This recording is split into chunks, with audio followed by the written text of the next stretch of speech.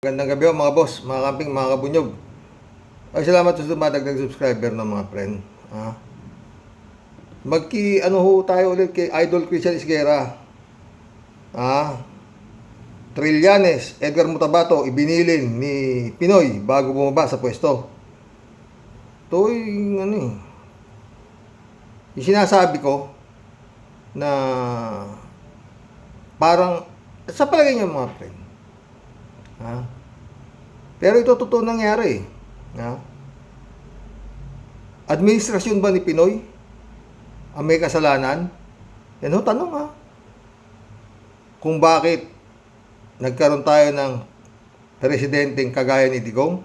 Ito, pakinggan nyo Siguro simulan natin dun sa pag walk-in niya dito sa DOJ nung late 2015.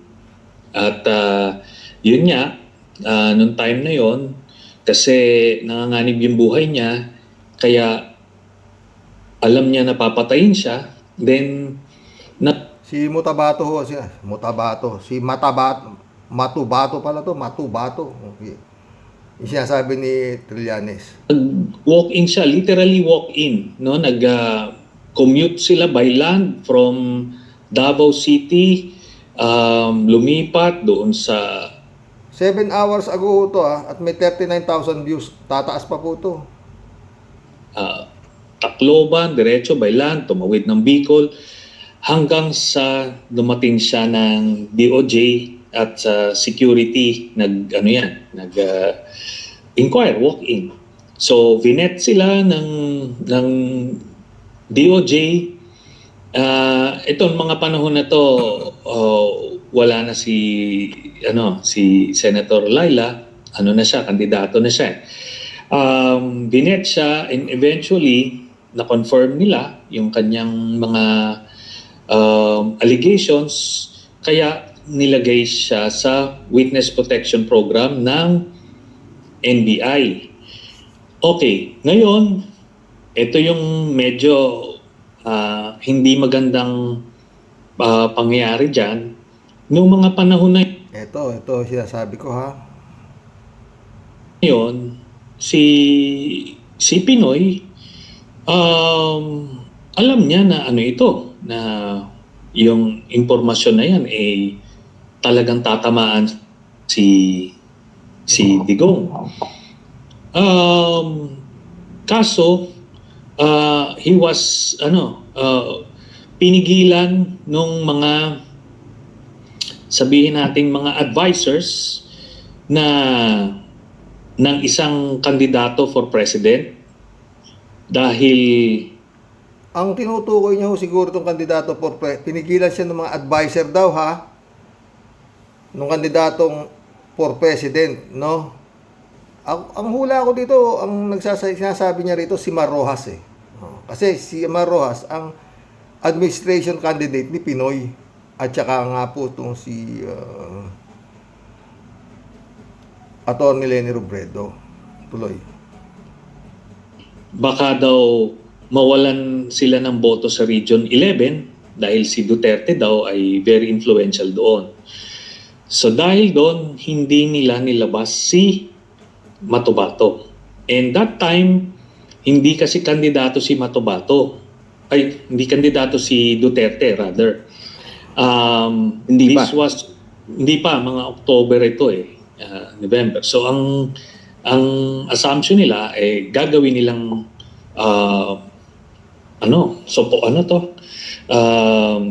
parang siya yung pinakang supporter doon sa Region 11, endorser.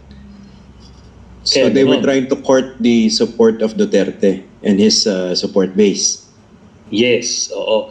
Ito, noong mga panahon na yan, puta, yung pala plano nila, nung administrasyon ni Pinoy, kaya hindi raw nila si Matabato. Dahil alam nila, sa Region 11, malakas si Duterte. Kaya gusto pa nila pala, ligawan si Duterte. Yun ang sinasabi, di ba mga friend? Maliwanag.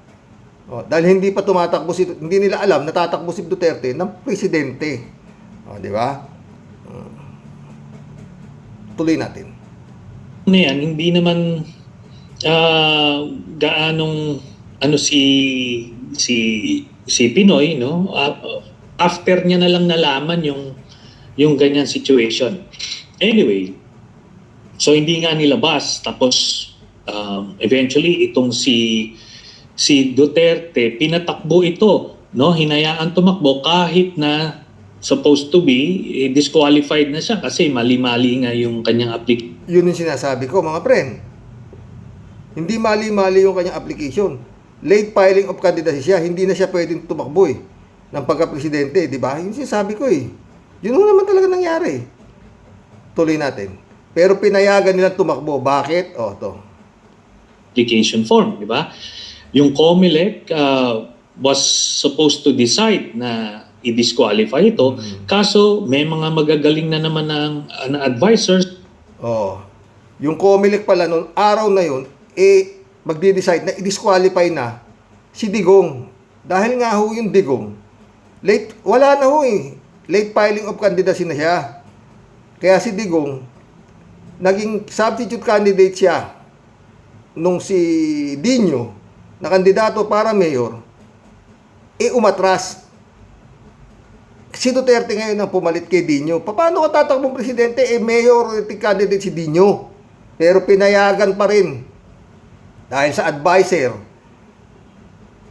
ng isang kandidato sa pagka-presidente. Tuloy. Nitong isang presidential candidate na sinabing hayaan daw tumakbo para daw mabawasan ng boto si Senator Grace Poe, who was at that time leading. So dalawang na yan, mga desisyon na palpak. But leading kasi si Senator Grace Poe sa pagka-presidential candidate. Ang naglaban po noon Grace Poe, Marojas, Duterte, Miriam Defensor Santiago, at si Bina yata tama, 5 sila. 5. Mga presidentiable. Kaya sa halip na i-disqualify si Duterte, hinayaan dahil ang alam nila, mababawasan ng boto si Grace Poe at baka manalo si Marojas. Paulit-ulit ko sinasabi, yun ang nangyari. Yun ang sinasabi ngayon ni Senador Trillanes, di ba? Tuloy. But eventually, di yun na nga. Eventually nanalo si Duterte. So, and the rest is history. Yun na lang tayo dyan. Ang mahaba po yan Anyway, konti lang sige, tapusin natin. I was, sabihin na lang natin, nalaman ko na ganun nga yung ginawa ni President Aquino nung presidente na si Duterte, pero hindi pa nag-a-assume. Binili niya ito na naalala niya na, itong isang witness, itong si Matobato ay nasa NBI. Kaya inano niya, may inutusan siya na isang trusted official niya na ilipat yung custody. Tapos naganap siya ng paglilipatan, naganap siya ng isang senior member ng Catholic Church na kakilala niya at pumayag naman kaagad. Kaya doon mo rin makikita yung nature ng Catholic Church, regardless nung kung ano man yung mga kakulangan niya or flaws, but hanggang dyan na lang tayo mga friend. So yun. Ngayon, sino may kasalanan sa pagiging nagkaroon ng Duterte? Diba? Yung administrasyon, sa akin tatanungin, administrasyon ni Pinoy. Yun nga, yung mga palpak na mga advisor na ang akala nila, the more the merrier. Mananalong pagkapangulo si Marojas. Nadisgrasya. Ngayon, nung naupo na itong Duterte, may balita ako noon na nirereklamo nila na disqualify yan. Kasi nga, yun nga, late filing of candidacy. At saka nga, si Dino, hindi naman Pangulo ang tinatakbo, kundi Mayor. Nagreklamo sila pero walang nangyari. And the rest is history. Dinoble na ni Duterte ang mga sweldo ng mga general, mga sundalo, lahat na. Yan ang ulang inalagaan ni Digong. Siguro pati korte, lahat. inlagaan niya na yan. Wala nang wala nang nakapalag, kumbaga. At yun na, nagsasalita na siya na, papatayin ko lahat ng mga palakpak na lang, palakpak ng mga tao, di ba? Ganun na yan. Within 6 months, ubusin ko, wala nang kriminalidad, o kung ano sinasabi ni Digong. Napalakpak ng palakpak ngayon ng mga tao na hanggang ngayon wala naman nangyari. Di ba? Ano pa yung sinasabi ko? Antimano na, ayan na. Michael Yang, Economic Advisor. Kibulog. Nag-appoint na nag-appoint eh. Spiritual advisor ka dito. Sa Malacanang tayo mga tropa. Ganun na nangyari. Kaya yung Malacanang naging parang dito, ang munisipyo ng Davao, no? Pinuha na yung mga puro taga Davao na ang napunta ron, di ba? Ayan na. Yan sila Bongo, andyan na lahat. Di ba? Appoint na ng appoint. Sino-sino nang in-appoint. Di ba? Pati yung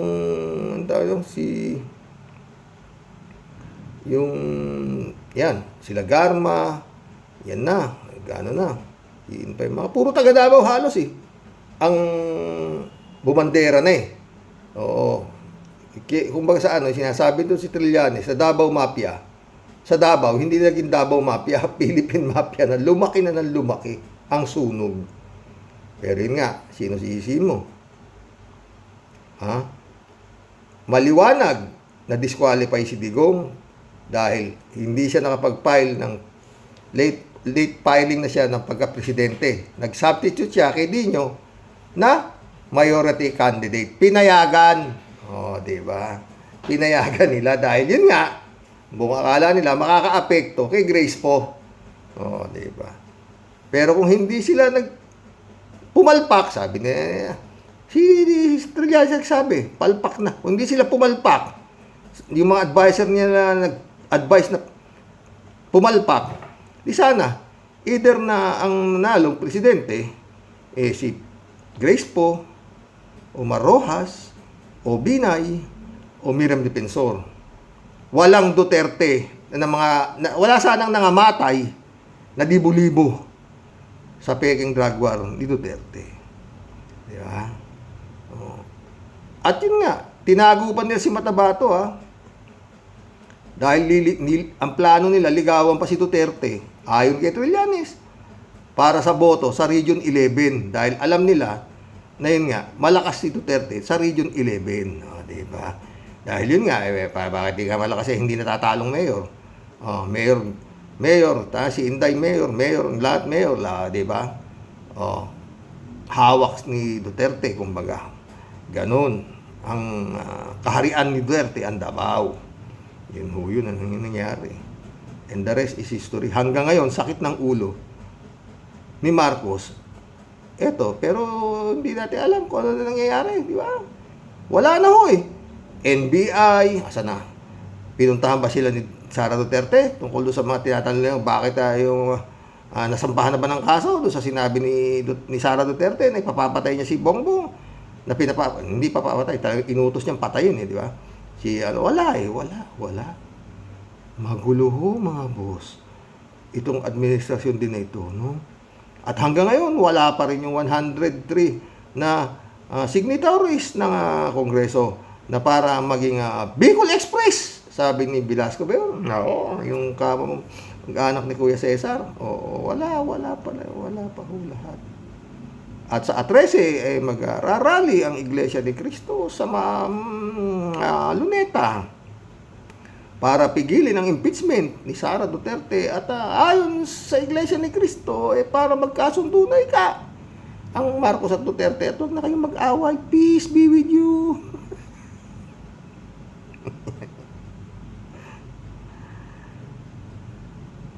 Doon kapistahan ng Malapogo sa Nazareno.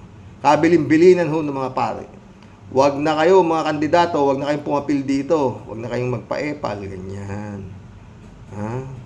Huwag nyo nang gamitin sa politika ang mahal na senyor. pamumulitika niyo ang mahal na senyor. Yun ang kabawal-bawalan ng Kura Paroko ng Quiapo. Pinagbawalan niya. Walang pumapil na artista, walang mga politiko na wala. Pero sa iglesia, talagang gumigit na si iglesia, yun nga na dahil sa sanabi ni Bongbong Marcos na walang kwenta, hindi siya pabor sa impeachment ni Sara. Kaya eto ngayon na iglesia, tutulungan natin si Bongbong para wag ma-impeach si Sara. Mga friend, ICC na lang talaga ang last resort. ICC na lang ang last resort. Wala na iba. Ganda, ang galing ni Idol Christian. Guess niya nga po pala si si Garcia. Bukas na ho natin talakayin yan. Magkukulab pa po tayo. Ayon kay Garcia. Walang kwenta lahat yung na yan. Walang kwenta yung mga US citizen si Erwin Tulfo, ganito. Napakalungkot po niyan. Kaya si Tulfo, tatakbong senador. Sa ayaw niyo at sa gusto. Ang dami hong grabe ho yung baho. Attorney Claire Castro, Attorney Libayan, Vlogcaster, Armandin, Toto Causing, Attorney Enzo, lahat po sila talagang kinalkal yung Erwin Tulfo, At ang problema nga po mga boss, gaya si Attorney Libayan, talagang sana napakalaking living proof na ni Atty. Libayan para patunay na itong mga Tulfo, balat kayo lahat ang buhay sa mundo, nakangiti ngunit hindi totoo, pero maraming natanga na mga tao, milyon-milyon ang subscriber nito. Habang tinitira ni Atty. Libayan si Rapi Tulfo, patuloy naman ang pagtaas ng subscriber niya sa YouTube, Facebook at kung saan. Mga boss, sa maniwala kayo sa hindi, mananalo ang Tulfo. Bakit? Kukunti lang naman yung nakakapanood siguro itong mga YouTube natin. Mas marami yung nasa mga laylayan na hindi nila pinapansin ito. Oo, yan mga nangyayaring yan. Marami Totoo po yan. Dito lang parang walang kwenta dito Yung mga kapitbahay ko na hindi nila yan. Oo, pakahirap po ito Iilan lang yata ang dito. Mayroon mga nakakapanood niya ng mga ganyang klaseng YouTube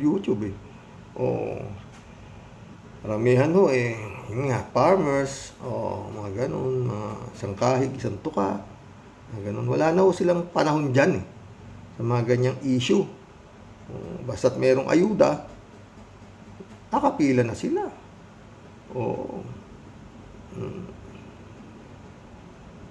Kung sino yung nakapaglaman sa kanilang tiyan, yun ang kailangan iboboto.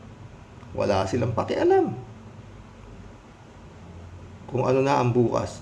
Ang importante sa kanila, eto na, pamatid gutom na. Magkulab na po tayo mga boss. Wala Kaya dito, ICC na lang ang pag-asa para mawala ang Duterte. Pero mawala man ang Duterte, di pa rin tapos ang problema ng Pilipino. Magkulab na po tayo mga boss. Tuloy pa rin yan. Mataas na bilihin. Hanggang ngayon nagkakagulo sa mga budget.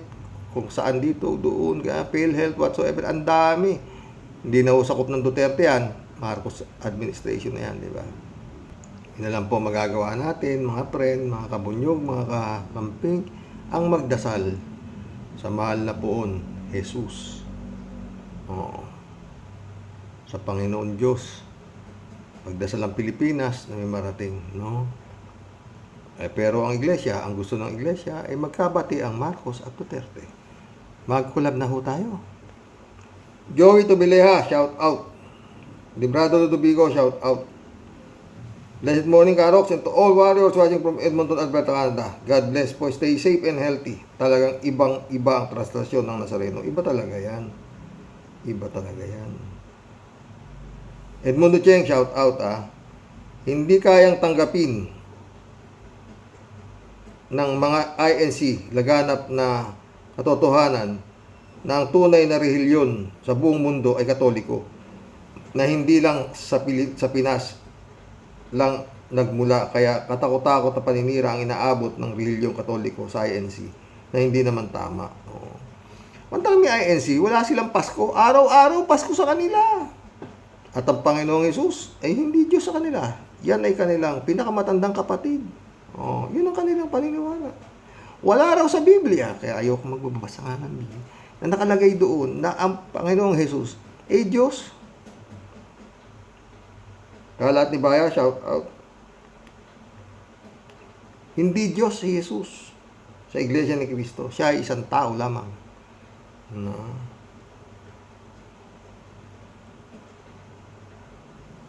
Wala kang Pasko yan, Iglesia ni Cristo dahil wala raw sa Biblia na nakalagay na ang Panginoon Jesus ay pinanganak ng December 25.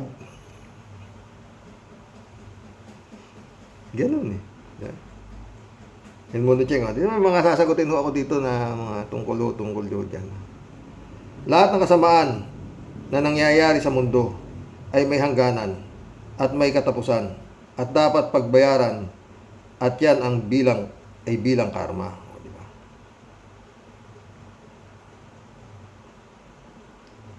Ilmundo Cheng ulit Paring Roque, huwag ka nang magtaka kay Velasco. Dati ang empleyado ng PTNT Telegrama.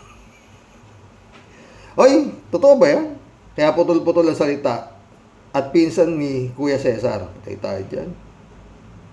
David Alin Mendoza, shout out Baka idol din po niya si Kuya Cesar. Hindi idol. Pinsan daw Sabi ni Edmundo Cheng Oo. Edmundo Cheng ulit Pinaiikot-ikot lang nila na parang tsubibo ang taong bayan. Baka kalabas-labas niyan. Investigasyon na yan, Duterte pa rin ang mananalo dahil sa paramihan ng pera, ang labanan na yan ay pera-pera lang. Huwag na tayong maglukuhan pa. Malamang. Michelle Edwin, my friend, shout out Kalat ni Bayaw. Bakit, Kasani? Bakit nandyan na naman ang nakabatak na bulbul ng kabayo na yan? Nakakahilo pakinggan. Ang gunggong na yan. Ikaw naman nagpapaliwanag nga siya. Bakit kasi? Edmundo Cheng ulit Tukol kay Big Soto at sa taong bayan, ito ang kasabihan. Pag may usok ay may apoy.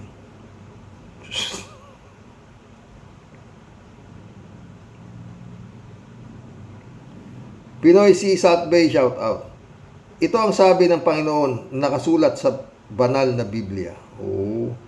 You shall not make yourself a carved image or any likeness of anything that is in heaven above,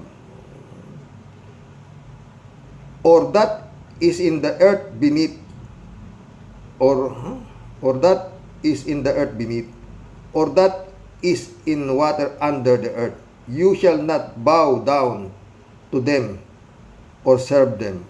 For I, the Lord your God, I am a jealous God, visiting the iniquity of the father of the children to the third and the fourth generation of those who hate me. hindi naman ang mga Pinoy, hindi naman siya ang sinasamba rin. Image lang siya. Pero ang totoong sinasamba namin, mga Katoliko, yun din. Siya rin, wala nang iba. Parang retrato lang siya para sa amin, ha? Siya ay retrato lang ng Panginoong Hesus. Siya ay retrato lang ng Birheng Maria. Yung mga kung ano-anong mga imahe ng Immaculate Conception at whatsoever, ganyan-ganyan. Hindi po yan. Parang ginagamit lang yan na daan ng mga dasal namin para sa kanya rin. At dinidinig naman eh. Dinidinig eh. Oh, may nangyayari. Sa totoo lang mga friend, yan ng mga deboto na mahal na pong Jesus Nazareno na yan. Lahat po yan. May kanya-kanyang kahilingan na napagbigyan. Hindi ho yan mga tanga para magpakahirap na mananampalataya dyan nang wala silang napala. Yan po ang totoo. Mantakin mo yung pahalik dyan kada first Friday of the month. Ang haba. Para makalapit lang sa paa ng Panginoong Jesus Nazareno. Marami hong daing na nabibigyan ho ng katuparan eh. Hindi naman ho tanga yung mga yan eh. Hindi ho kami tanga. Parang kumanyan nang wala ho kaming mapapala. Totoo po yan. Edmundo Cheng ulit oh. Ang sabi nagpakamatay daw si Pepsi Paloma. May nagsasabi na naroon na mayroong foul play. Yung nasa edad na 40 anyos na taon, ito ay wala kayong nalalaman pa sa pangyayari sa kaso ni Pepsi. Oh. Tayo naman eh, pare mundo eh, alam natin yan. Pero wala nga ano eh. Wala kang desisyon ng korte eh. Oh. Kumbaga sa ano, pag walang desisyon ng korte, bintang. Kumbaga, yeah. Pero mabigat, ang abogado yata ni Pepsi Paloma at that moment, si Rene Cayetano. Rene Cayetano, di ba? Hindi natin alam kung baka nagkabayaran naman kaya umatras. Alam yung mga abogado kung minsan eh, di ba? May abogadong laban, may abogadong hulog, di ba? Ganun lang. Di ba? Maraming pera. Tsaka naman, sabi niya, tapos na ho yan eh. Pampagulo lang ho yan sa mga nangyayari ngayon, sa totoo lang eh. Yung kay Pepsi Paloma na yan, di na dapat pag-usapan yan eh. Di ba? Tapos na eh. Di naman nakulong, di naman nakasuhan sila Vic Soto. Di ba? Nandun siyang to. Kung sino man ang mahigpit na kalaban ni Vico Soto sa pagka-mayor sa Pasig, maaari na rin siyang pasimuno dyan sa Pepsi Paloma movie. Dahil si Vico ay anak ni Vic Soto at pamangkin ni Tito Soto na kandidato bilang senador. Pwede rin yan sa'yo, Edmundo. Mundo ulit pare Roque. Huwag ka nang magbabasa ng Biblia, baka masira ulo tulad ng mga sinasamba ng mga INC na si Felix Manalo na nanghiram lang ng Biblia ng Katoliko. Di nga ako, ayoko nga eh. Totoo lang, friend, ayoko talaga. Kasi nga sabi ko nga, kilala mo si Damian Soto? Kilala mo yan ha, si Damian Soto, di ba? Napakagaling sa Biblia niyan. Bandang uli, ang pinagkumpara niya, ang Biblia niya, Noli Me Tangere. Pwede rin kumanta ko.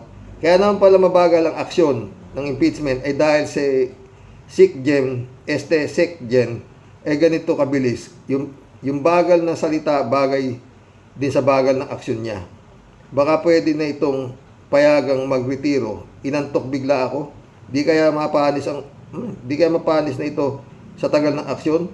Kasuhan na lang ng plunder, mas madali para makatikim naman si Sara ng kung anong pakiramdam ng nakakulong. Yun nga is nasabi ko eh. Pinipilit yung impeachment, napakaraming kikiboreking impeachment na yan. Ang pating plunder, liwaliwanag yung plunder, yung kasuhan. Ako. David Ali Mendoza. Gandang gabi, Karoke. At sa mga ka-warriors. Tama po kayo, Karoks. Suportahan po natin ang bunyog ni Atty. Enzo. Naunahan lang po siya ni dating COMELEC Commissioner Guanzon na di naman nakaupo sa partido niya. At sana nga po ay tama na ang sinasabi niya, malapit na ipadampot ng ICC, yan si Digonggong. Yun na lang inaasahan natin doon, friend. Ha? Friend Shervin Sapeda, shout out. Christian Sen, July 7 Alcantara, shout out sa inyo mga bossing. Friend Dolor Garcia, friend Amy Bingson, shout out. Eman Scalona na ka, shout out ha. Romeo, ano to? Dran Siang, welcome to the club. Ang translasyon na pinangungunahan ng mga paring Katoliko, kailanman walang maidudulot na kaligtasan. Mana pa, pakikipag-away sa Diyos. Ang kaligtasan nasa pagsunod sa aral ng Diyos, hindi tradisyon ng tao. Iba-iba tayo ng paniniwala, Romeo. Kung yan ang paniniwala mo, okay lang. David Ali Mendoza, shout out. Karoks, kapag di pinirmahan ng sa Senado yung impeachment ni Sara Jing, sana po maulit yung nangyari noon sa kamukha ng kay Erap na nag-ed sa rally na ang mga tao pero mukhang malabo po mangyari. Yun, kung hindi mananawagan ng simbahang Katoliko na di naman nangingialam sa ngayon. O, diba? Sana, diba? Click Chris Lawrence Cruz, welcome to the club. May tropa po ako, Muslim. Pinanganak po siya, araw ng itim na Nazareno. Pumupunta po siya. Diba? Elizabeth Iscario, shout out. Alam niyo kami nung yung tatay ko, security guard ho yan sa Quiapo. Diyan ho nagkita. Kaya ho, deboto po yan. Mahal po sa Sereno. Kaya kami po ay nabata ko kami lahat. Yung nanay ko naman, dispatchadora sa eskolta. Tapat ho ng Quiapo Church. Doon ho sila nagkakilala. At kami ay naging tao. Yun po istorya ha, hindi po ako nagbibiro. Yun po istorya.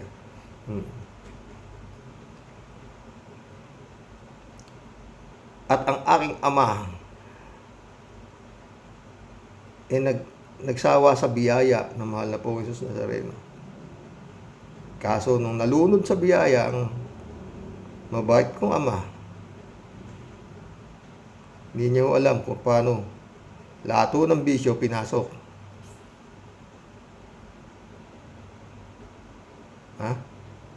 Kaya yun. Madali ho pera sa tatay ko eh. Mayor Villegas, kadikit niya. Congressman Pugoso, Lorenzo, kadikit niya. Lapitin siya ng mga politiko pagdating ng eleksyon, madami pera. Kaya nga ho yung vote buying. Matagal na ho panahon yan, hindi pa ho presidente si Marcos. Pagdating ho ng eleksyon, ang aking hong amay talaga, limpak-limpak ang hawak na pambili ng boto. Kaso hindi ko nagmahal sa pera eh.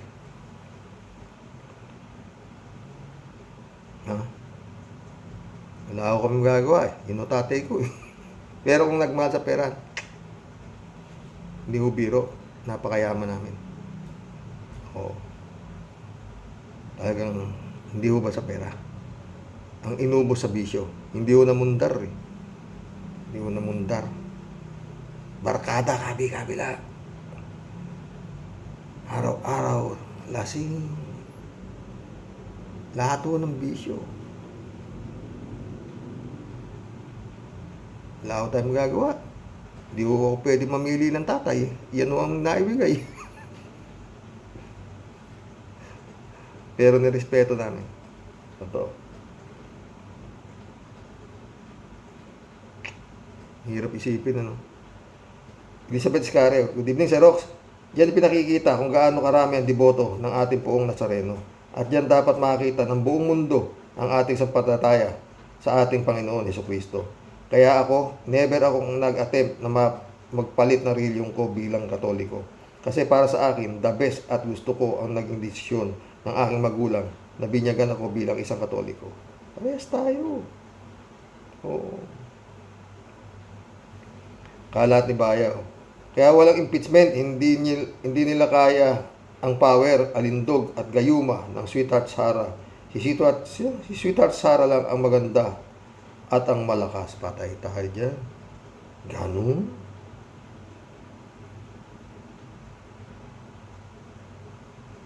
Rodea Alpilor, shout out. Hello po, Sir Rox. O nga po, dami talagang deboto ng mahal na pong Nazareno. Totoo yan. Yung iba nasa abroad na nga eh. Oh. Ha? Sino ba ito? Yung singer, Record Jewett. Oh. Sila Dolphy. Chiquito. Herman Moreno. Ano mga bata, alam nyo, yung pagka-fiesta, meron ho dyan sa Plaza Miranda, mga palabas ho dyan, gabi-gabi, artista, ang dami. Oh. Marami ho talaga. Yan, Bigot, shoutout. Gandang gabi, Karoke. Sana sa totoong itong iniisip ni Kaanso na malapit nang maaresto itong si Digong ng ICC. Ang tagal na kasi itong balitang darating ng ICC pero hanggang ngayon wala pa rin. Tsaka itong impeachment ni Sara, sana matuloy din para matigil itong mga kalokohan ng mga Duterte. Rodelia Alpilor ulit. Nakapanghina ang proseso nila, Sir Rox. Ingat po and God bless po. God bless, Rodelia. Tonek, shout out, Sir Rox. Malabo na yung impeachment na yan. Mukhang wala nang gana ang mga kurap na congressman na isulong ang impeachment ni Sara Duterte. Ted, shout out, Ted. Ano naman to, Ted? Bakit na, anak ng pating, bakit ito naman tong comment mo? Bakit naman ganyan ang boses na ni Sek Jen Velasco? Parang pang Todos Los Santos. Parang nanggagaling sa ilalim ng lupa. Kaya pala mabagal ang impeachment. Sabay tawa. Ay, naku, Ted. Ted ulit, oh. Malamang matalo si Daryl Yap sa kaso kung tama ang opinyon ni Atty. Clive Castro. May privacy daw si Vic Soto ayon kay Atty. Clive Castro dahil hindi naman daw ito napatunayan sa korte. Ang rape na nangyari kay Pepsi Paloma, maliban kung napatunayan na guilty ang mga nang rape kay Pepsi, ay okay lang kahit pangalan pa kung sino ang gumawa ayon sa batas. O, diba? Jane Labayna, shout out. Alam mo, Sir Rox, in my humble opinion, kaya si Vic Soto ang target ni Daryl Yap para itarnish ang pangalan ni Vico Soto, na anak ni Vic Soto. Wala kasing makalkal kay Vico. Si Vico Soto ang targeting. Oh, tinatarget. Oh. Pwede rin. Chupista Bunaaw, shout out. Good morning po, Kuya. At samahan mo po sa buhay at sa mga kawaryos. Baka kaya ginawa ni Daryl Yap yan ay malimutan ang mga kaso ng mga Duterte sa kaso na nakakuha siya ng katapat. Oo, pwede rin. Jane Labay na ulit. Alam mo, Sir Rox, naniniwala ako sa miracle. Ako man, nakaranas ng maraming beses. Kaya, totoong-totoo ang confession mo. Si Lord ang nagbigay sa iyo ng wisdom para ilipat mo ng ospital ang anak mo. Tama yung attitude mo kay Lord. Kay Lord ka lang kalapit. I always pray for you and for your lovely wife. Nga pero hindi ako pababayaan yan, friend. Ang lakas ko dyan, dito ako pinunta di ba? Tignan mo. Hindi nga ako marunong. Mundo Cheng ulit, 1,000,000% walang maayos na eleksyon hanggat nariyan si Garcia. Yan ang panigurado. Dapat sipain na yan bago pang dumating ang eleksyon para patas. Mukhang matinulang tingnan yan pero hayop ang katarataduhan sa utak niyan. Bukas yan ang pag-uusapan natin. Oo. Parang ako, tama ako, niwala ako siyempre. Mundo ulit, At sa totoo lang, matindi ang galit ko dyan kay Garcia. Siya ang dahilan kaya nadaya si Lenny na dapat na nakaupo at nakakulong na si Digong pati mga alipores niyan. Mga bugok, 1,000 man ang buhay ni Digong, kulang pang kabayaran sa mga pinagpapatay nila ni Bato. Totoo yan, tren. Jane ulit oh. Si Rox, ang abogado pala ni Daryl Yap si Atty. Porton. Ikaw naman. Alam mo si Porton. Lahat yata ng mga mabibigat na krimen, yan ang kinukuha. Ewan nga ba? Puro talo naman. Nabalitaan ba ako panalo ni Porton? Wala. Kinuha rin yata ito Porton na to nung Maguindanao Massacre. Oo, nila ang patuan. Yan din na abogado. Binato pa nga Pero yung kuya yata niya, hindi yan si Porton na yan. Pero Porton din. Pagpasok sa binalibag si Porton, no? Nung mga taong galit na galit. Mantakin mo, papapil ka. Pera di ba? Maski walang ka panapanalo, di.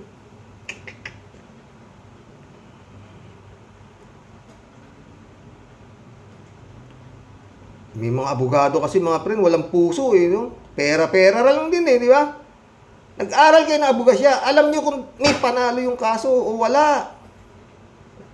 Gaya nung kaso ng sinampa ng asawa ko dito sa kapatid niya, si Raulo. Alam naman niya walang panalo, nilalaban pa rin Oo, bahala ng kagalang-galang na hukom dyan. Pero imposibleng manalo talaga yan, Sus Marius. Bukas tatalakayin ko yan. Tatalakayin ko yan. Tatalakayin ko ulit yan. Gracing sa ika ha. 2025 na. Abnormal ka pa rin, ha? Siyem kayo, papamana sa lahat ng magulang mo. Bukas yan topic natin. Pero umaga, baka makadalawa ako. Makadalawa akong vlog bukas. Uunahin ko na itong ewan ko ba rito? Sira ulo to Gaano ba kayaman ito si Daryl at afford niya? Alam na bigatin ang backer, di ba? Takin mo yun. Mag-aabogado ka lang magkano talo rin naman. Yun ang problema sa abogado Ha? Kasi matalo, bayad ka pa rin. Si Jane ulit Sa tingin ko, Xerox, pinaandar itong issue na baka ito para ma-divert ang atensyon ng mga tao sa issue ni Pusit, Digong, Kitam, piyesta ang lahat. Brilliant idea, di ba, Xerox? Pwede. Jane ulit Sikat na sikat si Botabato Hanggang New York na interview. Ito siguro ang isa sa mga issue na gustong matabunan. Di ba? Marilo Pabianak, shout out Good evening po tayo sa mga ka-warriors. Nawa nga po ay maghimala ang poong Nazareno na matapos na ang mga problema ng ating bansa tulad ng ICC at impeachment ay mangyari na. Amen. Mission accomplished mga boss. Hanggang bukas pumuli. Oo. Ay nako Lord. Tama ako, di ba? Yun ang ko nun Yun ang nasa isip ko Na yun nga. Kung bakit hindi dinisqualify si Digong sa pagtakbo ng Pangulo, late filing of candidacy. Yung pala, yun na nga. Di ba sabi ko, the more the merrier. Akala nila, pag tumakbo si Digong, sure ball si Mar Rojas. Natalo, di ba? Kaya yun nga, yung sinasabi na nandaya si Leni Robredo, nitong si BBBM, kalokohan yun. Hanggang sa puro nadaya. Kung mandadaya si Leni Robredo, di si Mar Rojas sana nandaya. Tangina ng utak. Vice President ka, mandadaya ka? Spare tire ka lang, at saka yun nga, hindi yung itsura ni Bibi Lenny ang mandadaya. Di ba? Napadigay tuloy ako. No? Mantakin mo, pinili Yan si Garcia, at saka si Rodriguez. Yan ang sigaw na nadaya sila. Si Makalintal. Makalintal. Tama. election lawyer ni BP Leni yung makalintal nga ba yun? Oo. At yun nga, nagdesisyon pa ang Korte Suprema na walang daya ang nangyari. Pero pilit pa rin sila ng pilit na dinaya si Bongbong. Tapos isesegue pa nitong si Duterte na bago siya, gusto ka bago ako bumaba, makakita ako ng malinis na eleksyon. Subukan nyo mandaya, padalang ko kayo ng pulis. Sabi ko, tapos na. Maingay na ako nung nakita ko yung mukha ni Digong na hindi pa natatalo yung kandidato niya, nagmabanal baka sino nang daya? Anong alam ni Leni Robredo sa pandaraya? Kaya ako tapos na to. Lumabas pa ito si Glenn Chong na pag natalo si Bongbong, magkakagulo. Dahil lamang na lamang sa survey. Diba? Tapos na lahat. Nakakasana. Magandang gabi po mga boss. God bless. Dasal.